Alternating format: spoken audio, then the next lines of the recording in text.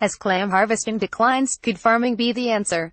In this Monday, May 28, 2018 photo, Ethel Wilkerson of the Manamet Conservation Organization distributes young clams on a mudflat on the Kennebec River in Aroostook, Maine. The group is working on a clam farming project with the hope that farmers will one day rake clams in a way that more closely resembles harvesting potatoes or carrots than shellfish.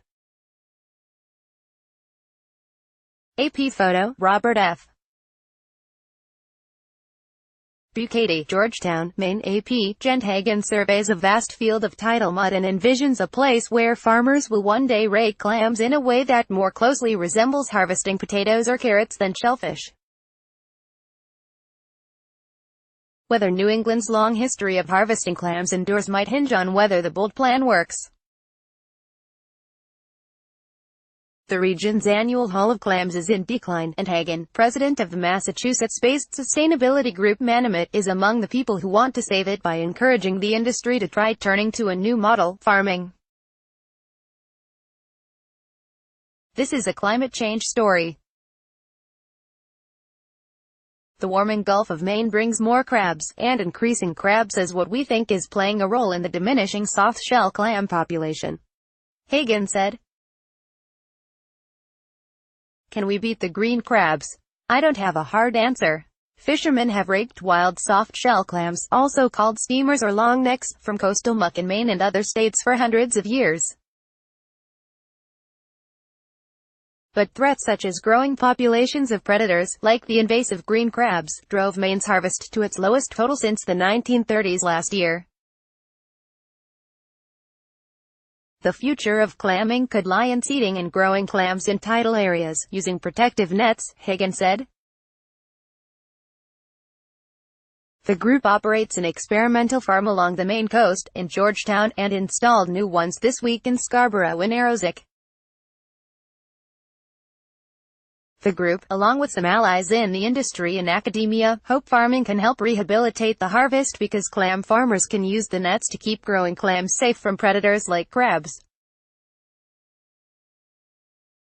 They have a long way to go, and Hagen and others acknowledge that scaling up clam farming to the point when it's profitable enough to be worthwhile could be difficult. Some clammers already are on board.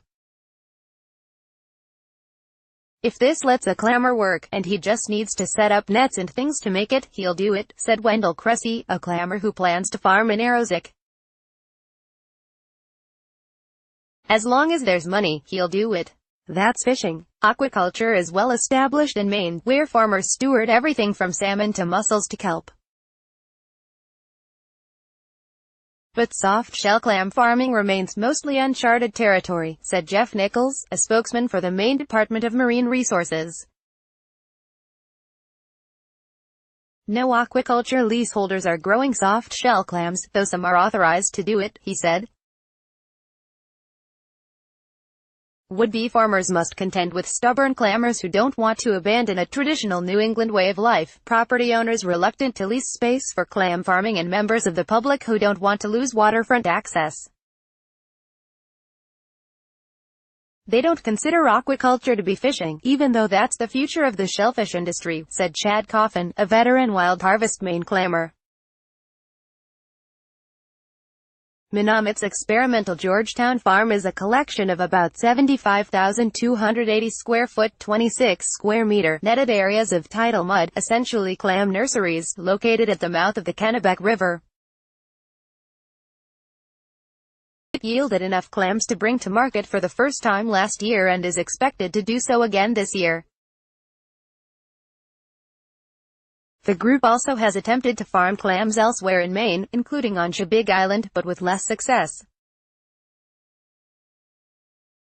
And it also must contend with milky ribbon worm, another predator of clams that is not deterred by the nets. The predators eat soft-shell clams, which are often used in fried clam rolls and clam strips. The nationwide harvest of the clams fell to a little less than 2.8 million pounds, 1.2 million kilograms, of meat in 2016. That was the lowest total since 2000. The situation is bleak, but Brian Beal, a professor of marine ecology at the University of Maine at Machias, said it creates an opportunity for farmers to save the clams. Either people are going to forget about clams, or they're going to say, "I miss clams, I wish they were around, why are they so expensive," he said. That's the time to say, if we had a clam farm, and we could put our hands on 1,000 bushel of clams, we'd have a lot of money. Copyright 2018 The Associated Press. All rights reserved. This material may not be published, broadcast, written or redistributed.